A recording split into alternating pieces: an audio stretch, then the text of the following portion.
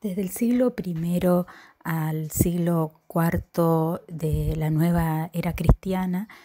Roma se encontraba ubicada como la capital imperial del Imperio Romano y sin dudas tomó toda la tradición clásica proveniente de Grecia, que llevó adelante no solamente copiando y reproduciendo modelos griegos de esculturas que llegaron a las manos de los artistas romanos, sino que también a partir de su propio imperio desarrollaron una producción en grandes edificaciones como fue el Coliseo Romano, o las columnas que conmemoraban los logros de este imperio, sino que también en pintura y aquello que ha sobrevivido, por ejemplo, en las ruinas de Pompeya, dan cuenta de este propósito de búsqueda de la belleza y la armonía, pero también de una cierta expresión dramática que toman tanto del arte griego como del helenístico. En forma casi paralela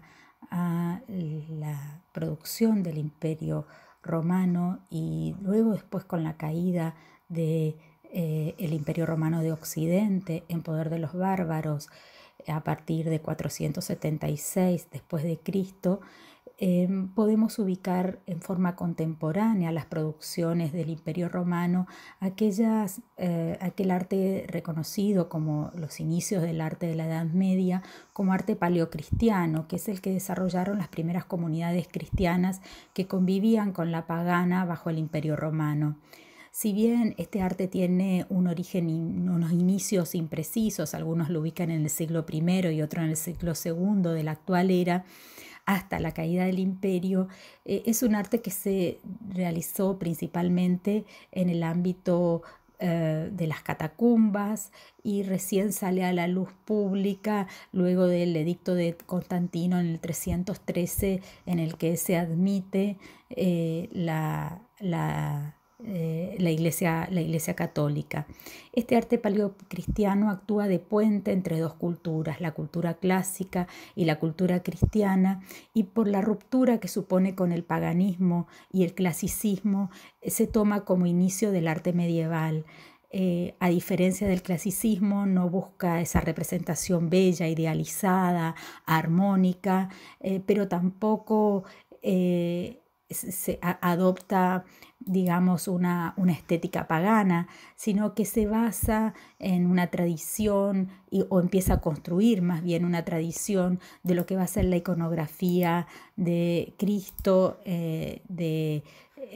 particularmente del Cristo Pantocrator, del Cristo que es todopoderoso y que desde ese lugar todopoderoso va a influir muchísimo en esta representación como de un Cristo Rey que va a comenzar a construirse desde estos primeros cristianos. En la Edad Media nos encontramos luego a partir del siglo IV y hasta el siglo XV en un largo periodo a lo que se denomina el arte bizantino, que es el arte que se produce en el contexto del Imperio Romano de Oriente, que este imperio centrado en Constantinopla como capital del imperio, ciudad que ha consagrado la supremacía económica, cultural y religiosa de Oriente, pero con un gran influjo hacia Occidente también, tiene como características comunes del imperio la lengua griega y la fe ortodoxa,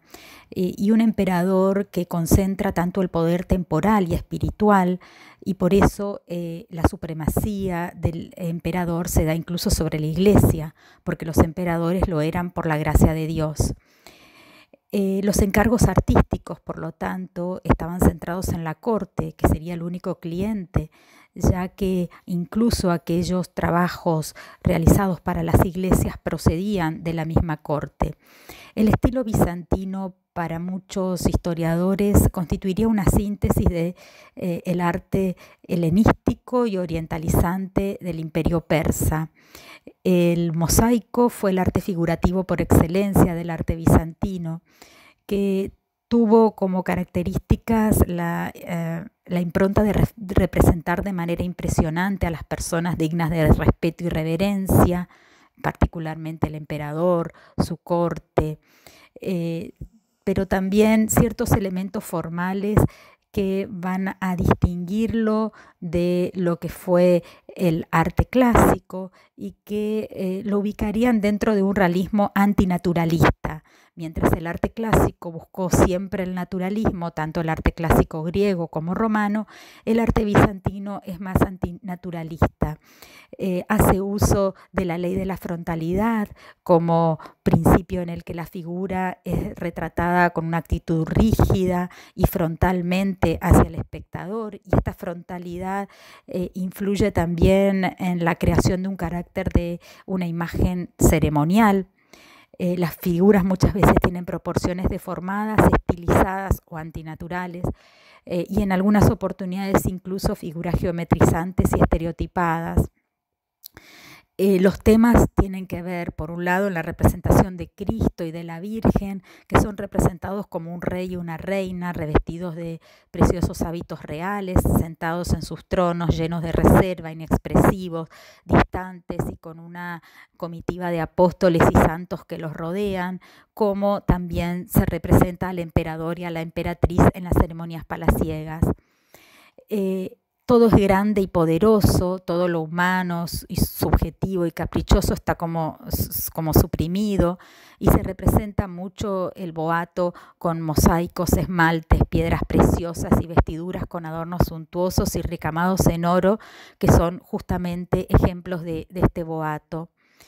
Durante el Imperio Bizantino se dio un culto a los íconos, a las imágenes, que caracterizó justamente la confesión ortodoxa y que incluso en algunos lugares fue mucho más ferviente que la adoración de las reliquias. Los íconos se derivan de los retratos funerarios greco-egipcios que se colocaban en los sarcófagos que contenían momias, y este retrato del santo o de Jesús tuvieron mucha veneración en el Imperio Bizantino desde el siglo VII. Entre 726 y el 843 se desarrolló el movimiento iconoclasta, que buscaba romper con esos íconos porque se cuestionaba que esta adoración a un objeto. Entonces el